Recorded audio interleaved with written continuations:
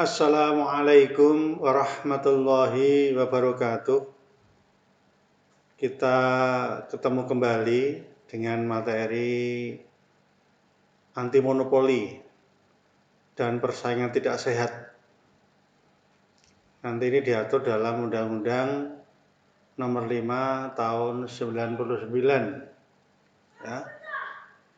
Jadi perlu saya sampaikan, ya kan, monopoli di dalam perdagangan ya itu memang dilarang. Artinya para pelaku usaha dilarang melakukan kegiatan monopoli dalam suatu pasar, ya kan? Kemudian dia menguasai katakanlah pasar baik dengan sendiri maupun dengan pihak lain.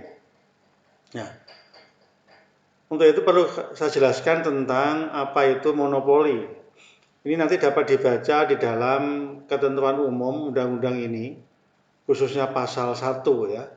Jadi yang dimaksud monopoli itu adalah penguasaan atas produksi dan atas pemasaran barang dan atau penggunaan jasa tertentu oleh pelaku usaha, ya kan?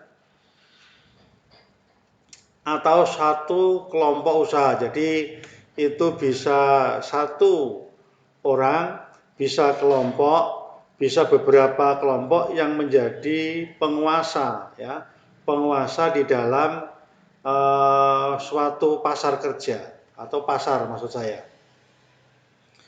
Sehingga praktek monopoli nanti sama disimak PowerPoint-nya, situ saya jelaskan, saya kutip itu, merupakan pemusatan kekuatan ekonomi oleh satu atau lebih pelaku usaha, ya, oleh satu atau lebih pelaku usaha yang mengakibatkan dikuasainya produksi dan atau pemasaran dan barang atau jasa tertentu sehingga menimbulkan persaingan usaha tidak sehat dan dapat merugikan kepentingan umum. Jadi dalam kegiatan monopoli itu ada pemusatan kekuatan ekonomi di situ. Apa itu pemusatan kegiatan ekonomi? Yaitu penguasaan nyata atas suatu pasar. Jadi dia nyata-nyata menguasai pasar ya yang bersangkutan oleh satu orang atau kelompok, ya kan, yang dia memang benar-benar menguasai dalam suatu pasar tertentu, ya, sehingga dia bisa menentukan harga barang atau jasa. Jadi ini merupakan pemusatan ekonomi. Artinya apa? Harga atau barang di situ, jasa di situ, dia menentukan. Artinya tidak ditentukan berdasarkan pasar, ya, tetapi ditentukan berdasarkan oleh kelompok atau orang-orang tertentu. Nah, ini tidak boleh. Tidak boleh. Melanggar apa katakanlah ketentuan undang-undang ini anti monopoli, ya, anti monopoli. Karena sudah melakukan pemusatan sehingga posisi dominan ya di mana pelaku usaha itu akhirnya itu tidak ada pesaingnya. Jadi saing tidak ada. Karena dia adalah yang menguasai situ dan kelompoknya dia bisa menentukan keuangan, menentukan kemampuan, bisa melakukan katakanlah penjualan ya kan. Kemudian menentukan harga, bahkan dia bisa menentukan berapa jumlah permintaan ya atas barang. Permintaannya sekian, nanti akan saya lempar sekian. Dia berusaha untuk melakukan monopoli. Nah, monopoli ini memang dilakukan oleh perorangan bisa atau para pelaku usaha. Nah, pelaku usaha itu bisa perorangan, bisa badan usaha, bisa badan hukum, ya kan? Artinya dia itu adalah sebagai penyelenggara dari kegiatan ekonomi. Sehingga karena dia adalah yang dominan di dalam pasar itu, ya kan, maka akses pasokan barang, kemudian menyesuaikan pasokan, pokoknya dia menentukan, ya. Bahasa dia itu artinya adalah orang atau badan usaha yang menguasai suatu wilayah pasar tertentu, ya. Maksudnya yang saya maksud adalah itu, ya. Jadi sehingga terjadi persaingan usaha yang tidak sehat, ya. Tidak sehat antara siapa? Antara pelaku usaha di dalam menjalankan kegiatan produksi, pemasaran atas barang dan jasa. Dengan cara apa? Dengan cara yang tidak jujur, melawan hukum, menghambat persaingan usaha di antara para pelaku usaha. Ada unsur kecurangan di situ. Ada unsur perbuatan melawan hukum di situ. Dengan tipu daya, dengan cara-cara tertentu, dengan persekongkolan, ya kan? Dengan persekongkolan, artinya dengan persekongkolan apa istilahnya itu orang lain, ya, orang lain. Jadi persekongkolan itu misalnya dengan konspirasi, ya, konspirasi. Konspirasi apa?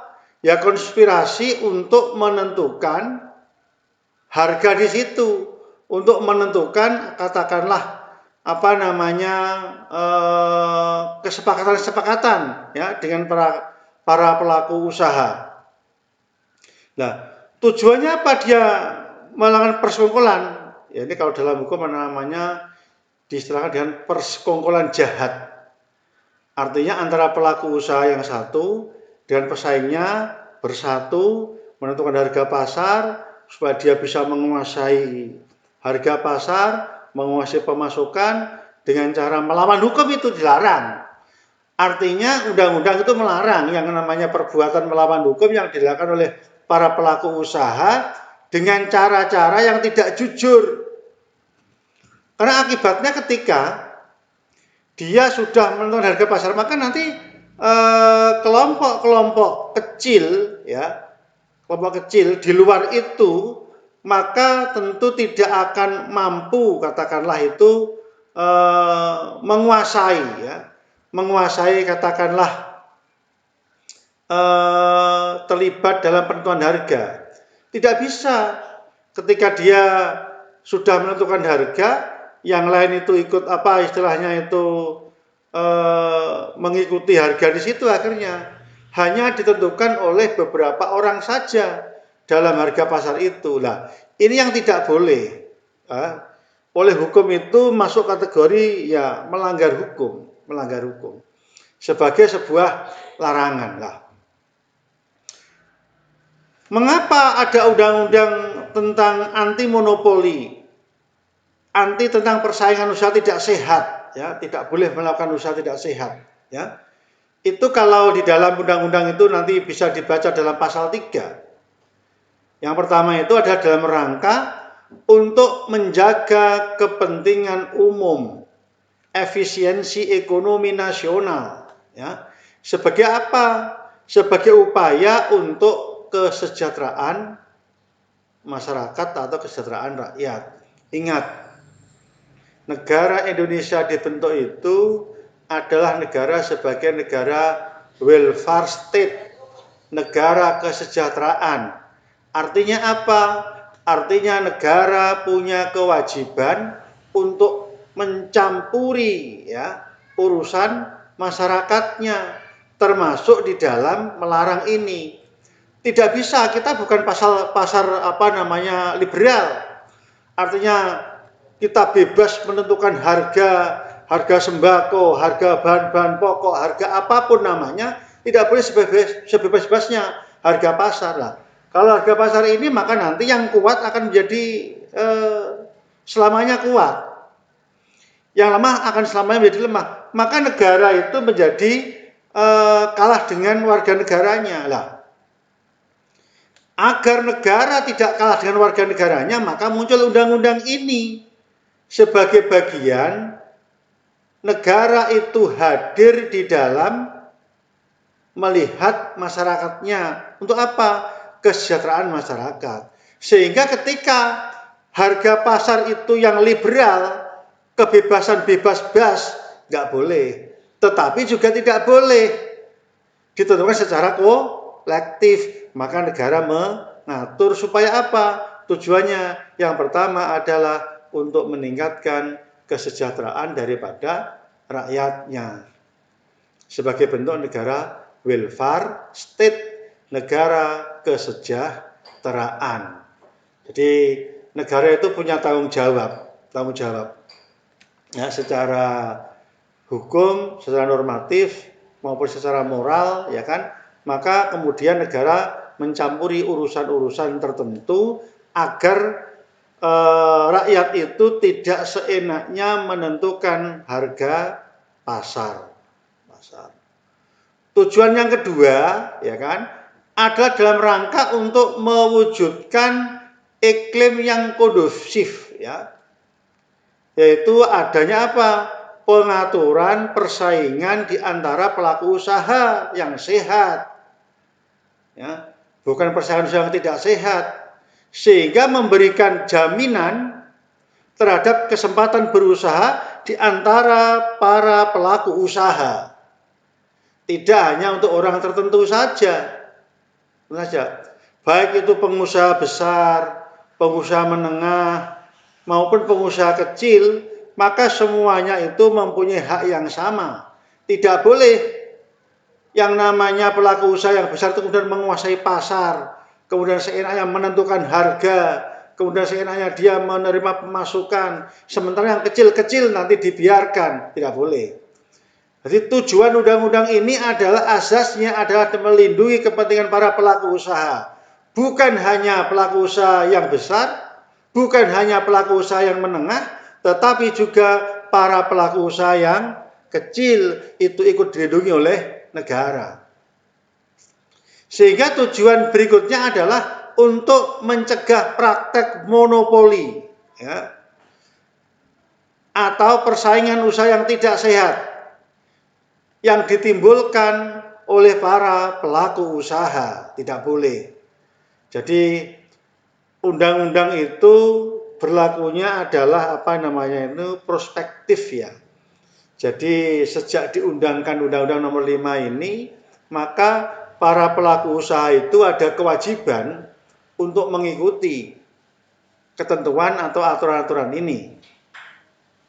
Jadi kita tidak bisa begini, ya, karena kita nih meskipun itu bisnis itu aspek perdata, ya, aspek kepentingan pribadi, mau untung berapa, menjual berapa, laku berapa, itu perdata murni, iya, jual belinya. Kesepakatannya itu adalah persepakatan adalah perdata. Tetapi ketika kesepakatan perdata itu, ketika berbisnis itu sudah mengganggu kepentingan umum, kemudian dia menekan kepada para pelaku usaha yang mikro, yang kecil, ya, maka ini dilarang oleh undang-undang. Maka kita tidak bisa seenaknya begitu, ya. Jadi dalam rangka mencegah inilah maka meskipun pelaku usaha itu adalah atau bisnis itu merupakan kepentingan pribadi, tetapi karena itu menyangkut juga kepentingan umum masyarakat banyak, tadi loh, negara punya kepentingan untuk mensejahterakan rakyatnya, sehingga tidak bisa para pelaku usaha yang besar itu memonopoli pasar, ya, pasar. Dengan demikian nanti akan tercipta efektivitas dan efisiensi dalam melakukan kegiatan usaha. Itu tujuannya sebenarnya. Jadi negara itu dalam rangka memberikan pembelajaran kepada masyarakatnya untuk mentaati bagaimana ketika melakukan kegiatan usaha, ya kan, tidak sembarangan, tidak seenaknya, ya kan. Di negara itu punya kewajiban untuk memberikan pengaturan, ya. Kalau kita tarik ke belakang lebih jauh itu dulu kalau teori terbentuknya negara ada namanya Pactum Unionis dan Pactum Subjektionis. Rakyat sudah menyerahkan sebagian hak-haknya kepada negara, maka negara punya kewajiban untuk mengatur rakyatnya. Agar apa? Tidak terjadi anomali sosial, tidak terjadi penyimpangan-penyimpangan sosial yang tidak diharapkan oleh masyarakat pada umumnya. Ya. Oleh karena itu, ada larangan-larangan, ya, ada larangan-larangan yang harus ditaati oleh para pelaku usaha. Ya, para pelaku usaha.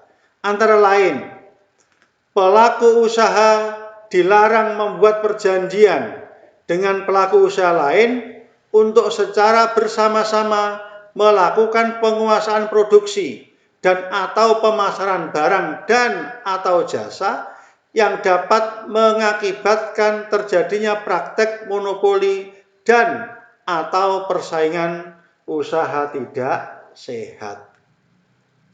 Jadi dalam ketentuan ini ya, jelas bahwa pelaku usaha dilarang dengan pelaku usaha lain, yuk kita buat perjanjian yuk.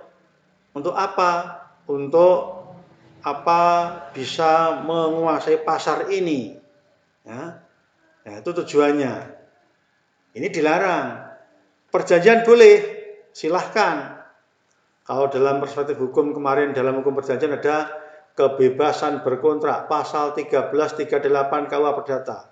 Nah, kebebasan berkontrak itu tidak boleh bertentangan dengan hukum, ada kelanjutannya.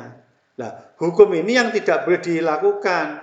Artinya meskipun kita para pelaku usaha itu diperkenankan membuat perjanjian, tetapi dilarang perjanjian itu untuk menguasai pasar. Nah, pasarnya kepentingan publik, tidak boleh lah. Kapan itu? Nah, kapan itu pelaku usaha itu katakanlah dianggap ya atau apa istilahnya itu dianggap melakukan oligopoli ya kesepakatan ya yaitu apabila pelaku usaha itu patut diduga dianggap bersama-sama melakukan penguasaan produksi, pemasaran dan atau jasa. Berapa orang? Ya misalnya di situ disebutkan apabila 2 orang atau 3 orang pelaku usaha atau kelompok pelaku usaha menguasai lebih dari 75% pangsa pasar satu jenis barang atau jasa tertentu. Dilarang ini. Ya. Kalau dalam undang-undang ini dalam pasal 4 nanti dibaca. Jadi kalau pelaku usaha sudah bersepakat, bersekongkol, ya kan, bersekongkol, kemudian dia 2 atau 3, yuk kita barang ini misalnya beras, kita tentukan harganya. Ya tidak bisa. Meskipun itu kesepakatan, tapi kesepakatan jahat. Undang-undang melarang itu. Ya. Karena masuk kategori kesepakatan jahat. Nah, bahkan larangan berikutnya ada itu adalah pelaku usaha dilarang membuat perjanjian dengan pelaku usaha lain, tidak boleh. Dan pelaku usaha lain, ya kan, untuk menetapkan satu barang tertentu, jasa tertentu yang harus dibayar oleh konsumen atau pelanggan pada pasar yang bersangkutan ya, di tempat pasar yang sama. Misalnya pelaku A, usaha A, B, yuk sepakat ini kita tentukan harga beras menjadi sangat murah lah misalnya ya, ditentukan oleh pasar. Nanti merusak tujuannya, ada niat jahat. Dalam hukum pidana namanya mens reanya. Niat jahatnya sudah timbul itu sudah masuk kategori tindak pidana. Tidak boleh ya, tidak boleh. Nah, kecuali begini, itu boleh saudara dan temannya patungan, usaha patungan, membuat usaha apa begitu, jual apa, yuk harga kita tentukan ya, sekian, mengikuti harga aturan umum, ya boleh silakan aja. Jadi kalau saya patungan beda lah ya dengan tadi yang saya katakan, dua orang masing-masing punya usaha, yuk kita tentukan harga pasar di sini menjadi harga beras 5.000 misalnya, sangat murah, tidak boleh. Tetapi kalau itu patungan, misalnya saya dan ini kumpulkan modal dari satu pulaan beras dijual berapa, nah ini tetap berdasarkan perjanjian menurut undang-undang loh ya, ketentuan boleh kalau patungan ya. Yang tidak boleh itu kita menentukan harga pasarnya tadi itu loh, ya tidak boleh. Tapi kalau patungan modal untuk mendirikan usaha atau jual beli apa ya silakan saja. Itu tidak dilarang, ya, tidak dilarang. Ya. Bahkan kita dilarang juga, misalnya itu dilarang buat perjanjian yang mengakibatkan pembeli, ya, pembeli yang satu harus membayar dengan harga berbeda, tidak boleh. Oleh pembeli yang lain, misalkan harga misalnya apa harganya beda, saya yang jualan, misalnya menjual apa laptop, yang satu sehargai 10 juta, satu harga 15 juta. Ini masuk pelanggaran juga dalam undang-undang ini. Nanti bisa dibaca dalam pasal 6 itu, yang saya kutip di situ, itu pasal 6 itu. Tidak boleh. Jadi apa namanya itu pembeli ini podo ya kan, barangnya sama, harganya berbeda. Tujuannya apa? Mematikan orang lain, ya karena lawannya itu. Jadi harus sama. Ya cuman memang sayangnya undang-undang ini itu sanksinya hanya sanksi denda. Denda sama KPD, kurungan pengganti denda. Nanti saya jelaskan sendiri. Jadi ringan, ya, ringan dari sisi orang pengusaha apa itu yang punya kemampuan apa namanya uang banyak itu ya akan dengan mudah, ya, dengan mudah. Jadi ada larangan untuk menetapkan harga barang, ya, dia monopoli, harga tentukan dia tidak boleh. Kemudian di bawah harga pasar juga tidak boleh. Kemudian menentukan yang berbeda tidak boleh juga. Jadi ini adalah larangan-larangan ya, larangan-larangan apa namanya agar tidak ada atau terjadi tindakan-tindakan yang sembarangan. Jadi bahkan para pelaku usaha ya, dilarang membuat perjanjian dengan para pesaingnya untuk menetapkan harga di bawah harga pasar. Tidak boleh. Jadi undang-undang itu apa ya istilahnya itu mengatur ya, mengatur supaya orang berperilaku mengikuti ketentuan, ya, ketentuan. Sehingga dia misalkan ada larangan tadi itu harga pasar tidak boleh, ya. Bahkan para pelaku usaha, ya, itu dilarang untuk menentukan apa ya persyaratan tertentu, ya. Misalnya penerimaan barang, jasa, tidak akan menjual barang. Kalau orang Jawa bilang apa ya, di apa namanya di rumah lah, disimpan dulu, nah, tidak boleh juga. Nanti saatnya lahal dijual sama-sama, itu pidana itu, ya, tidak boleh itu. Nah, beras harga murah simpan dulu, besok mahal jual lagi. Nah, ini menyebabkan harga pasaran udah boleh. Ini menyebabkan persaingan tidak sehat. Ini yang kuat nanti ya hanya istilahnya pengusaha yang besar saja itu kuat, tetapi untuk yang pengusaha kecil nanti ya tidak boleh. Termasuk dilarang melakukan pemboikotan ya. Artinya menghalang-halangi pelaku usaha lain untuk ini jangan menerima pemasukan harga pasar dari daerah X misalnya, tidak boleh.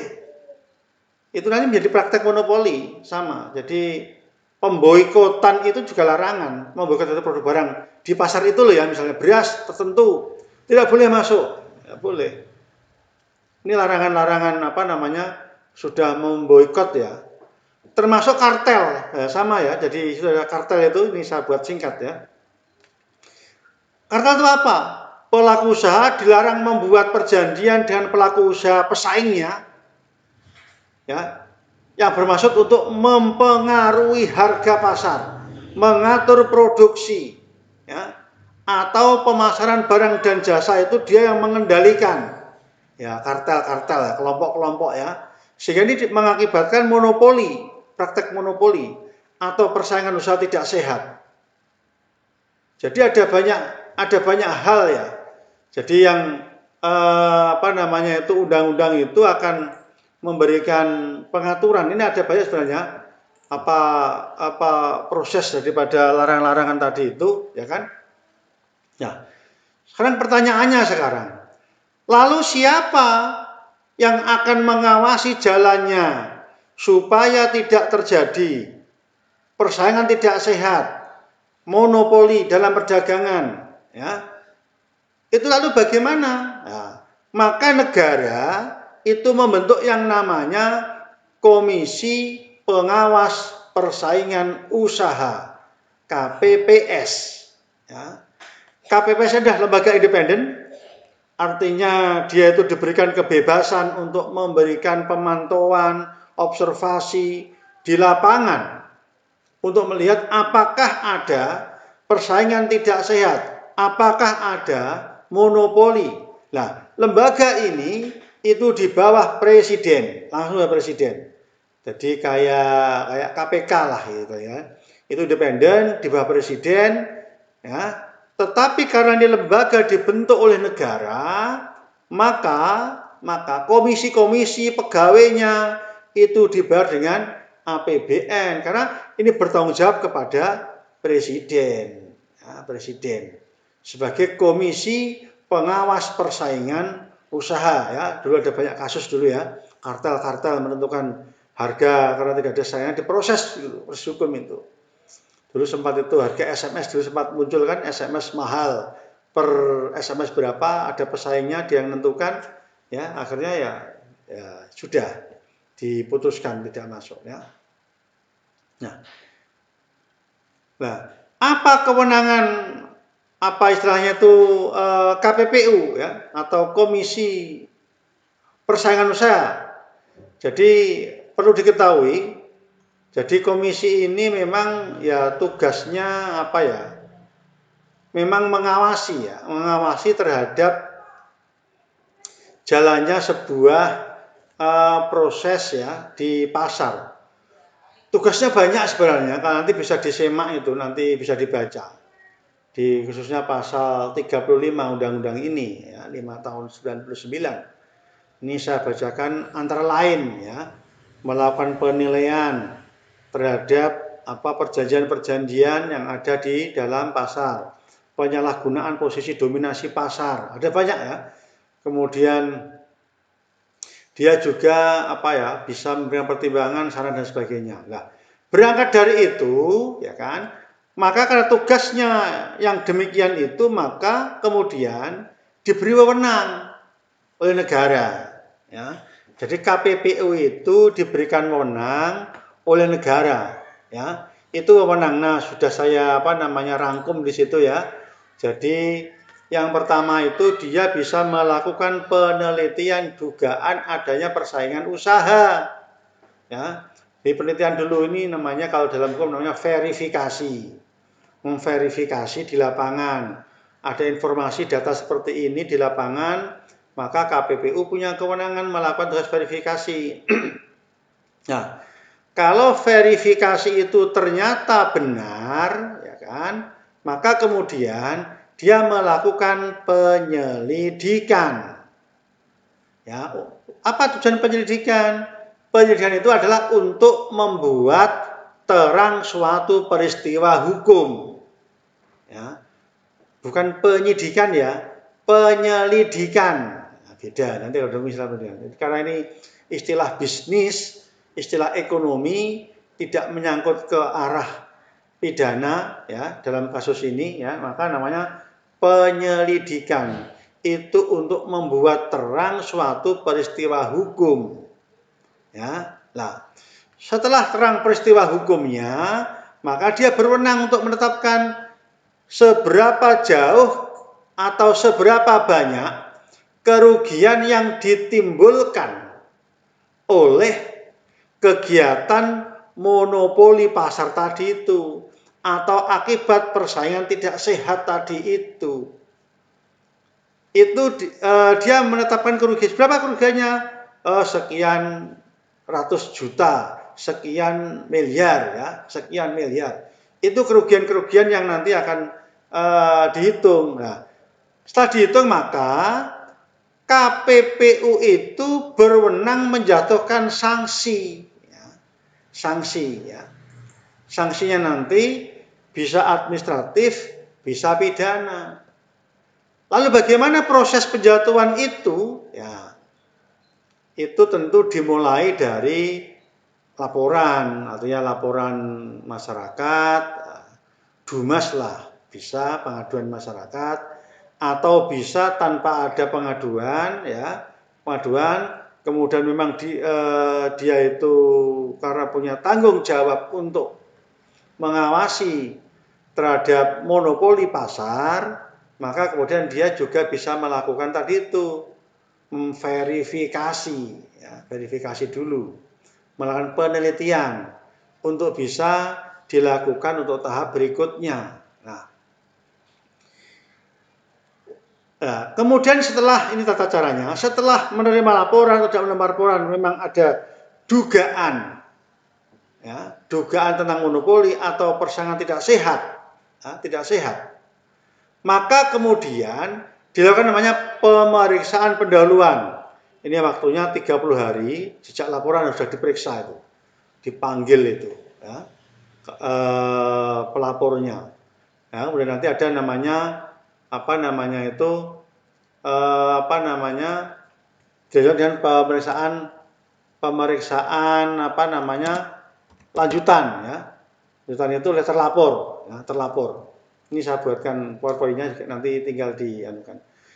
Pelapor dipanggil, nanti pelapor menyampaikan materinya, dipanggil singkat saja, kemudian dipanggil terlapornya, nanti ada pembuktian, bukti-bukti tadi disampaikan, ya, ada bukti surat, ada bukti keterangan ahli, keterangan saksi, ada petunjuk, ya kan, itu mereka kemudian dikumpulkan, kemudian nanti KPPU itu berwenang memutus, ya, diputuskan oleh KPPU, ya, KPPU memutus. Nah, setelah diputus perkara itu, misalnya diputus bahwa terlapor memang melakukan tindakan monopoli, persaingan sehat dan harus membayar denda sekian miliar. Nah, diputus, sudah selesai. Jika terlapor menerima, dibayar. Ya. Sanksi negara lah ya, biar dari negara. Artinya karena ini hukum masuk privat tapi sudah masuk kalau biar ke sanksinya, ke negara nanti itu, ya. Jadi lah, kemudian ketika tidak puas dengan keputusan itu, ya, maka terlapor bisa mengajukan keberatan. Keberatannya tidak diajukan ke KPPS atau pengawas persaingan usaha, KPPU maksud saya, KPPU, tetapi bisa diajukan ke pengadilan negeri. Itu nanti ada pengadilan niaga di situ itu satu lingkup di pengadilan negeri, ya. Itu mengajukannya ke sana, jadi tidak langsung ke ke KPPU, tidak negeri. Tidak puas lagi kasasi lah. Tetapi jika dia bisa menerima keputusan KPPU, ya sudah selesai. Itu harus membayar menerima keputusan dari KPPU. Nah, apa sanksinya? Sanksinya itu bisa administratif. Nah, sanksi administratif itu bisa misalnya pembatalan perjanjian bisa. Artinya ganti ruginya nanti kepada tadi dibayar ada orang tadi itu, ya kan, nanti tergantung putusan hakim nanti ya. Jadi bayar sekian, gugatannya bayar siapa, berikan kepada siapa, ya kan, negara ke orangnya, itu nanti hakim yang akan memutuskan, memberikan penilaian, ya, akan memberikan penilaian terhadap kasasi. Jadi nanti sanksinya itu bisa administratif, ya, misal pembatalan perjanjian bisa, ya kan, kemudian yang kedua misalnya penghentian proses monopoli, ya, kemudian diperintahkan karena ini melakukan katakanlah dominasi pasar, posisi pasar, maka harus dihentikan, ya. kemudian pembatalan peleburan, persyukuran tadi kesepakatan dibatalkan oleh pengadilan, sudah, ya. Atau membayar denda, ya. Denda misalnya 1 miliar, ya. Ini misal saja, ya.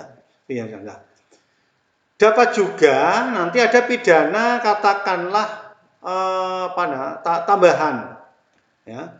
Jadi ini tadi saya sampaikan, memang ini agak lemah ya. Jadi mereka hanya denda, misalnya denda kalau contoh ya dalam pasal 48 disebutkan begini, pelanggaran terhadap ketentuan, ya, pasal 4, 9 dan seterusnya, ya kan, itu dapat dipidana dengan denda serendah-rendahnya adalah 25 miliar, setinggi-tingginya 100 miliar, atau kurungan pengganti. Itu masalahnya.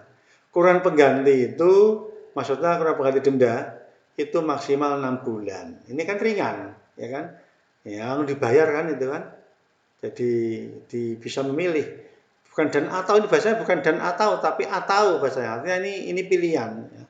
Jadi bisa dibayar 100 miliar. Kalau kamu mau menjalani kurungan ya kurungan maksimal 6 bulan. Ini kan ringan, tidak sampai kalau dalam hukum itu tidak ditahan lah istilahnya itu, ditahan. Bisa juga pidana tambahan, itu pencabutan izin, ya kan. Kemudian kalau itu bisa menduduki jabatan tertentu, dia tidak boleh menjadi direksi lagi dan seterusnya. Ini merupakan ketentuan-ketentuan yang ada di dalam undang-undang ini, ya, undang-undang tentang persaingan usaha dan usaha. Ya, saya kira itu yang dapat saya sampaikan, ya kan. Kita bisa ketemu lagi minggu depan untuk materi yang berbeda. Sekian, wallahul muwaffiq ila aqwamit thoriq. Wassalamualaikum warahmatullahi wabarakatuh.